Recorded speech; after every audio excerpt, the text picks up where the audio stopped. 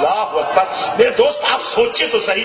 لوگ کہتے ہیں یقین جانیے اس دور میں اگر کوئی ظلم کرتا ہے تو یہ عوام ظلم کرتی ہے علماء پر، اپنے امام پر.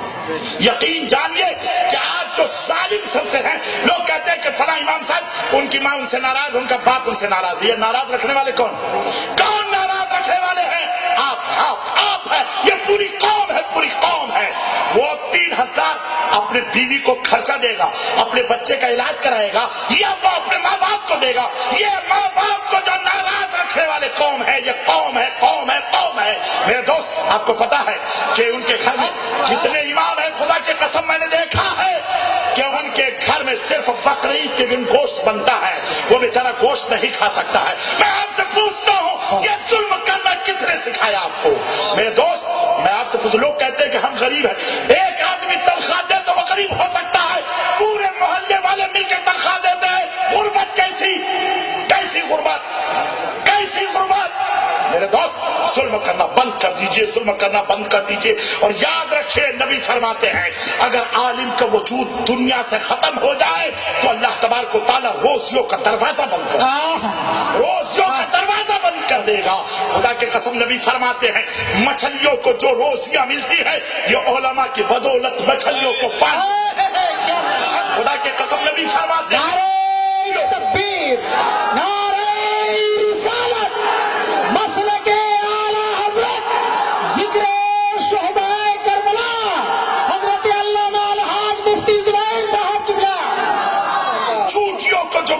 سوراخوں میں روزیاں ملتی ہیں، نبی فرماتے ہیں علماء کے صدقے میں ملتی ہے. میرے دوست اس ظلم ان علماء پر ظلم مت کرو.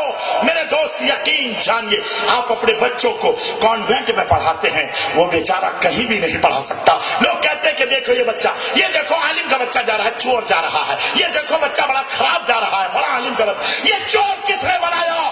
یہ جاہل کس نے رکھا؟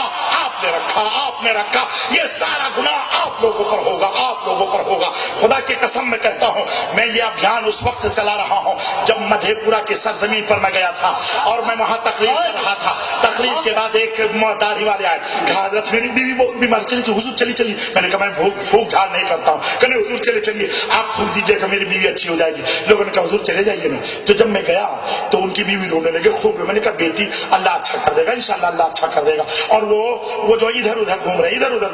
کہا حضرت میں رو رہی ہوں اپنی بیماری پر نہیں رو رہی ہوں، یہ میرا جو شوہر ہے یہی امام ہے اس محلے کا. اچھا کیا تنخواہ ہے؟ کہا کہ 1500 روپیہ روز دیتے 1500 روپیہ تنخواہ دیتے ہیں مہینے کا. اور حضرت یہ 1500 میں بیمار پڑ گئی، 1800 روپیہ خرچ ہو گئے، 300 روپیہ قرض ہو گئے، اور آج ہے 13 تاریخ.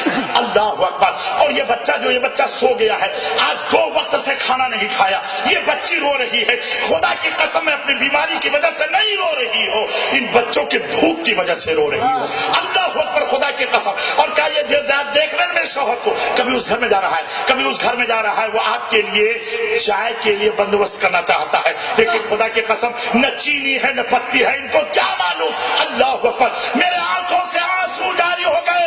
اسی وقت سے میں نے قسم کھا لیا کہ میں جس جلسے میں جاؤں گا یہ ابھیان چھیڑ کر رہوں گا. خدا کی قسم یہ ظلم کرنا چھوڑو. اور آج عالم یہ ہے قوم کا، میں نے دیکھا ہے کہ 1 مہینہ ہو گیا اور اس کے بعد جاتے سیکریٹری صاحب کے پاس ڈرتے پیسہ دیجیے، اور سیکریٹری صاحب جان کے پیسہ لینا ہے. مولانا صاحب کہاں صاحب جائیے دوسرے میں. یہ مہینہ پورا ہو گیا ہے اور وہ 2 مہینہ 3 مہینہ تک تنخواہ نہیں ملتی. اللہ اکبر. میں کہتا ہوں کس نے کہا تھا آپ کو مسجد کا پیسہ خرچ کرنے کے لیے؟ کس نے کہا تھا؟ وہ کسی سیکریٹری کا نہیں، کسی صدر کا نہیں، کسی متولی کا نہیں، وہ 10 آدمی قوم کا پیسہ ہے. مزدور کو مزدوری کے، ان کے پسینہ کو خشک ہونے سے پہلے ان کو پیسہ دے دیا کرو، ورنہ میرا دل بولتا ہے خدا کی قسم.